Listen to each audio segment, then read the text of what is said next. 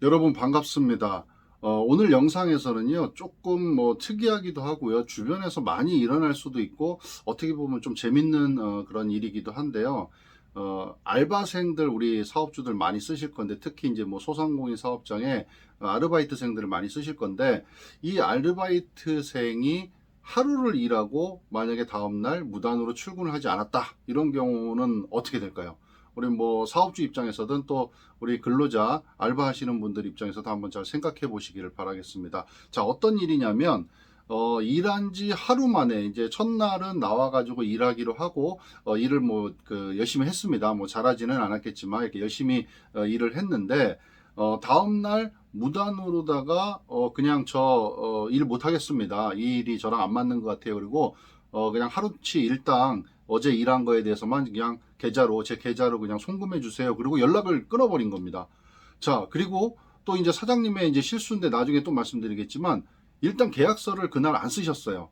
다음 날 이제 오늘을 한번 일해보고 그다음에 다음 날 출근하면 아침에 같이 정식으로 근로계약서 쓰고 그렇게 일을 하자 이렇게 말씀하신 거예요.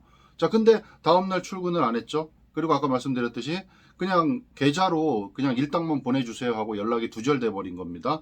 그래서 사장님은 뭐 좀 황당하기도 하고 좀 그렇지만 어쨌든 뭐 어쩔 수 없는 상황이다 해서 그러면은 그 계좌로 입금을 할 테니까 너 신분 확인할 수 있는 신분증 사본이랑 그다음에 또 우리 뭐 처리해야 되고 이런 것들이 있으니까 계좌 그 사본 통장 사본을 좀 보내라 그랬더니 그조차도 싫다, 그냥 계좌로 내 일당 하루 일한 거에 대한 일당만 입금을 해달라 이렇게 계속 얘기를 하는 겁니다. 자, 이런 경우에는 좀 어떨까요? 좀 사장님 입장에서는 좀 황당하기도 하겠죠. 뭐 다른 그 내막이 있는지는 잘 모르겠지만, 자, 그래서 만약에 사장님 입장에서 이게 너무 이제 너무 억울하고 좀 분하다 이런 경우에 뭐 혹시 손해배상 이런 걸 할 수 있느냐 이렇게 물어보시는 분들이 가끔 있으신데, 원칙은요, 사업장에서 일어난 손해에 대해서 진짜 손해액이 발생을 했다면 손해배상 청구하는 게 뭐 가능은 합니다.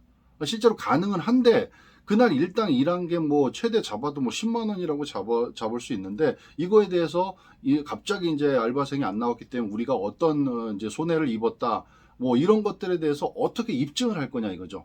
그리고 그 금액이 얼마나 될 거냐. 그래서 그 금액만큼 우리가 입증을 해가지고 손해배상을 청구를 해야 되는데, 이거는 뭐 근로기준법이 아니라 이제 민사적으로 또 이제 손해배상 청구를 해야 되다 보니까 이게 현실적으로는 정말 힘든 일이다라는 말씀을 드립니다.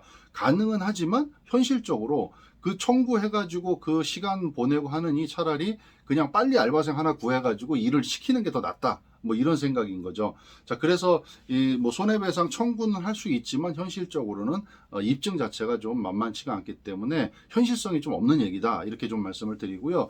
그 다음에 이제 우리 사장님 입장에서 좀 주의하실 부분 하나는 뭐냐면 이 임금에 대한 부분, 그러니까 이제 금품에 대한 청사는 14일 이내에 하게 돼 있습니다. 그래서 이분이 이 근로자 알바생이 하루 일하고 그만두고 달라 그래도 뭐 다른 문제는 다른 문제지만 어쨌든 이분이 달라 그러는 거에 대해서는 14일 이내에 또 지급을 해줘야 되는 게 또 원칙입니다. 만약에 지불하지 않게 되면 또 이 알바했던 분이 노동청에 신고를 해가지고 임금 체불로 그렇게 신고를 또 할 수가 있습니다. 그렇게 되면 또 사장님 또 영업해야 될 시간에 또 거기 가서 불려가가지고 또 뭐 입증해야 되고 또 얘기해야 되고 합의해야 되고 이런 부분들이 있기 때문에 좀 곤란한 상황이 될 수도 있다. 그래서 일단은 임금에 대한 부분, 금품에 대한 부분은 14일 이내, 2주 이내에 청산을 하셔야 된다라는 것 좀 기억하시면 좋을 것 같고요. 그 다음에 아까 제가 또 하나 말씀드린 것 중에 하나가 근로계약서를 안 쓰셨어요. 물론 이제 다음날 출근하면은 근로계약서를 작성하자라고 말씀을 하셨지만 당일날 근로계약서를 안 썼단 말이에요. 그러니까 일단은 사장님 입장에서는 마이너스 된 겁니다. 예. 해야 될 걸 안 한 거죠. 그러니까 다른 거를 뭐 주장하려고 해도 일단은 안 했기 때문에 좀 어떻게 보면 이제 마이너스 상황이 된 거죠. 그래서 근로계약서 반드시 작성하셔야 된다는 거 좀 잊지 않으셨으면 좋겠습니다. 근로계약서 단기 알바건 뭐 일용직이건 정규직이건 계약직이건 모두 바로 작성을 하고 일을 하셔야 된다. 근로계약서 작성 안 하시면은 기준 아시죠? 다른 것들은 서류 작성 안 하는 것들은 대부분 과태료인데요. 이 근로계약서는 벌금입니다. 벌금이 최대 500만 원까지도 부과될 수 있다. 물론 이제 이렇게 금액 500만 원 이렇게 벌금 팍 한 번에 때리고 이러진 않겠지만 500만 원까지도 벌금이 부과될 수 있다. 그리고 또 우리 사업주분들 사장님들이 많이 착각하시는 부분 중에 하나가요.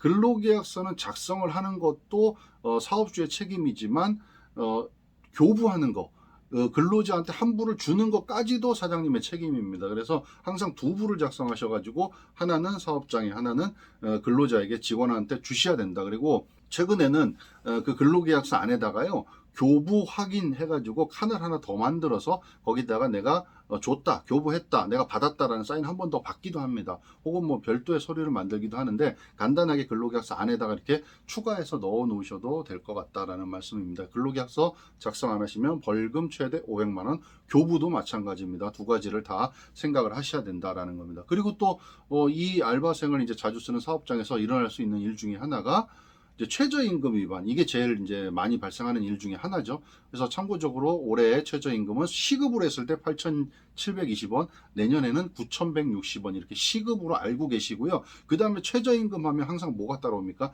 주휴수당 따라오죠. 주휴수당. 그래서 주휴수당의 기준은 주 15시간 이상 일하는 사람을 기준으로 주휴수당을 지급을 하는데 일주일간 결근을 하지 않으면 주휴수당을 줘야 된다. 그리고 이 결근이라는 게 뭐 늦어서 지각, 뭐 조퇴 이런 것들이 결근이 아니에요. 그런 것들은 결근이 아니다. 네, 그래서 일주일 동안 만근을 하게 되면 소정근로 시간을 지켜서 만근을 하게 되면은 주휴수당이라는 걸 줘야 된다라는 겁니다. 소정근로 시간이라고 하면요, 사업주랑 근로자랑 근무하기로 약속한 시간을, 계약한 시간을 우리가 소정근로 시간이라고 하는데 그 시간을 지키면 주휴수당을 줘야 된다. 대신에 다음 주에도 일할 예정이 돼 있어야지 주는 거죠. 그냥 일주일만 딱 일하고 끝난다 그러면 주휴수당 지급을 안 해도 된다. 이렇게 생각하시면 됩니다. 자, 그 다음에 또 하나 이제 우리 알바생들이나 또 우리 근무자들을 쓰실 때 이런 문제들이 발생할 수 있죠. 4대 보험에 대한 문제입니다. 4대 보험. 4대 보험은 뭐 산재, 고용, 국민연금, 건강보험 이렇게 네 가지인데 국민연금이나 건강보험은 크게 뭐 이렇게 뭐 분쟁거리가 되고 이러진 않는데 항상 산재랑 고용이 이제 얘기가 많이 나오거든요. 산재는 이거 좀 알아두시면 좋을 것 같아요. 아까 주휴수당하고 마찬가지로 4대 보험도 일주일에 15시간 이상 일하는 사람들을 4대 보험을 가입하게 돼 있습니다. 이게 기준입니다. 일주일에 15시간 일하는 사람인데 산재랑 고용은 이제 조건이 약간 달라집니다. 그래서 산재는 정말 우리 사장님들 좀 주의하시면 좋을 것 같아요. 산재는요, 15시간 그런 기준이 없습니다. 그냥 무조건 다 가입입니다. 즉시 가입을 해줘야 됩니다. 산재는. 그래서 만약에 뭐 하루를 일하고 산재 사고가 나더라도 그것도 책임을 면하기가 쉽지 않다는 겁니다. 그래서 산재는요, 사업주의 100% 무과실 책임이다.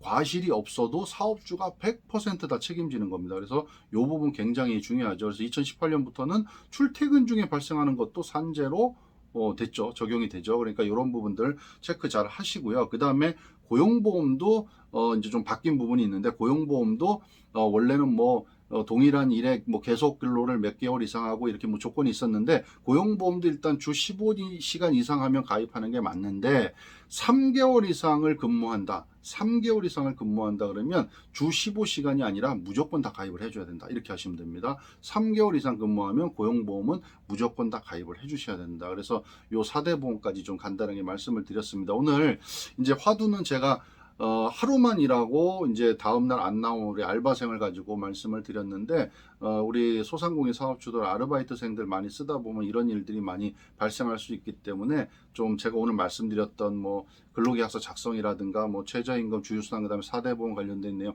이런 것들 좀 잘 체크하셔가지고 이제 근로자를 쓰실 때 미리미리 좀 준비를 잘 해놓고 이렇게 쓰시면 이게 처음에는 좀 어렵지만 이 세팅이 다 된 상태에서는 이제 다음에 이렇게 쓰실 때는요 그 세팅 해놓은 걸 가지고 활용해서 쓰시면 되니까 처음이 힘든 거지 하다 보면 그렇게 어렵지 않은 일이라는 생각이 들고요. 그 다음에 뭐 우리 근로하는 근무자들 입장에서도요 뭐 이런 일들이 좀 생기니까 이게 사실 일하는 게 노사 간의 문제잖아요. 그러니까 사람과 사람 간의 문제이기 때문에 서로가 조금 양보하고 그다음에 또 서로 좋은 방향으로 이렇게 노사 간에 잘 협의를 하고 화합을 해서 일을 하면 서로가 이제 또 필요해서 알바를 쓴 거고 또 아르바이트생들은 또 돈이 필요해서 또 이렇게 아르바이트를 하는 거니까 서로가 좀 좋게 잘 이제 뭐 진행이 됐으면 좋겠습니다. 뭐 대한민국에 이렇게 이런 문제들이 많이들 생기고 하는데요.